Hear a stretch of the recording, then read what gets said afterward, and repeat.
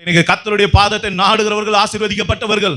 கர்த்தருடைய சமூகத்தை தேடுகிறவர்கள் அவங்களுடைய பாழான ஸ்தலத்தை அவங்க புதுப்பித்துக் கொள்றாங்க, உயிர்ப்பித்துக் கொள்றாங்க, திரும்ப கட்டப்படுறாங்க, அவங்க ஆசீர்வதிக்கப்படுகிறாங்க.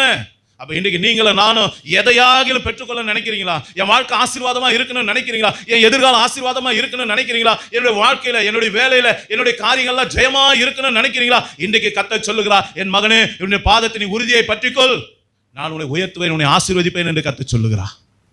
இன்னைக்கு யார் ஒருவர் வாழ்க்கையில ஆசீர்வாதமா நீங்க வாழணும்னு நினைக்கிறீங்களோ, உங்க வீடு கட்டப்படணும்னு நினைக்கிறீங்களோ, இன்னைக்கு முதலாவது நாம செய்ய வேண்டிய காரியம், நம்முடைய பாழான ஸ்தலம் பயிரினமாகணும்னா முதலாவது நாம தேவனுடைய பாதத்தை அதிகமாய் தேடணும். நீங்க தேடி பாருங்க. யோசுவா என்கிற வாலிபனை குறித்து வேதம் சொல்லுகிறது, அவன் ஆசரிப்பு கூடாரத்தை விட்டு விலகாது இருந்தான் என்று வேதம் சொல்லுகிறது. ஏன் நம்ம ஆராதனை நேரத்தில் அருமையான அண்ணன் ஒரு வசனம் வாசிச்சாங்க, சங்கீதம். என்ன வசனம் அது சொல்லுங்க?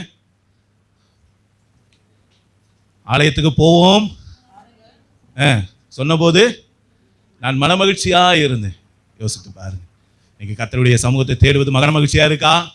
ஜெபனாலே கசக்குதா இல்ல இனிக்குதா? யோசித்து பாருங்க. வேதம் வாசிக்கிறதுனா கசக்குதா இனிக்குதான்னு பாருங்க. கசக்குதுன்னா நம்ம ஸ்தலம் பாழாகிட்டே இருக்குன்னு அர்த்தம். அது இனிக்குதுன்னா, அதை தேடுகிற உற்சாகமா இருக்கணும்னா, என் அன்பு தேவப்பிள்ளை, ஒரு நல்ல ஆவிக்குரிய அடையாளம் என்ன தெரியுங்களா? யார் என்ன பார்க்குறாங்க பார்க்கல, அவன் பார்க்கவே மாட்டான். வீட்டில் இருக்கட்டும், வேலை ஸ்தலமாக இருக்கட்டும், அது ஆலயமாக இருக்கட்டும், எங்கே வேணாலும் சரி, அவன் ஆண்டவரோடு சஞ்சரிக்க அவன் நேரத்தை ஒதுக்கிட்டே இருப்பான். அவன் பேசிக்கிட்டே இருக்க மாதிரி தான் தெரியும், ஆனால் அவன் உள்ளத்திலிருந்து கர்த்தரோடு சஞ்சரித்துக்கிட்டே இருப்பான். அவரை நோக்கி பார்த்து கொண்டே இருப்பான். அவர் பாதத்திலேயே கிடப்பான். நல்லது நடந்தாலும் கெட்டது நடந்தாலும் எதுவாக இருந்தாலும் அவருடைய பாதத்தை இறுக பிடித்து கொள்ளுவான். அதுதான் அவனுடைய வாழ்க்கையில பெரிய பலமாய் இருக்கிறது. அதான் வேதம் சொல்லு, என்னை பலப்படுத்துகிற கிறிஸ்துவினாலே எல்லாவற்றையும் செய்ய எனக்கு பலன் உண்டு. என்னால முடியாது, ஆனால் நான் ஆராதிக்கிற என் தேவ சமூகத்தை நான் தேடும் போது என் தேவன் என் வழிகளை வாய்க்க பண்ணுவான்.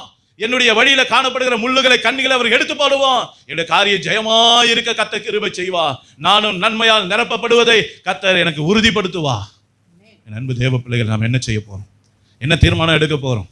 இன்னும் என் வாழ்க்கையில் குறை இருக்கு, வியாதி இருக்கு, போராட்டம் இருக்கு, என் பிள்ளை சரியில்லை, பொண்டாட்டி சரியில்லை, புருஷன் சரியில்லை, என் வருமானம் சரியில்லை, ஆபீஸ் யாரும் சரியில்லை, இதே புலம்பிக் கொண்டு இருக்க போறோமா? இதெல்லாம் மாற்றக்கூடிய ஒருவர் உன்னிடத்துல பேசிக்கொண்டு இருக்கிறாரு, அவருடைய சமூகத்தை தேட போகிறோமா? யோசித்து பாருங்க.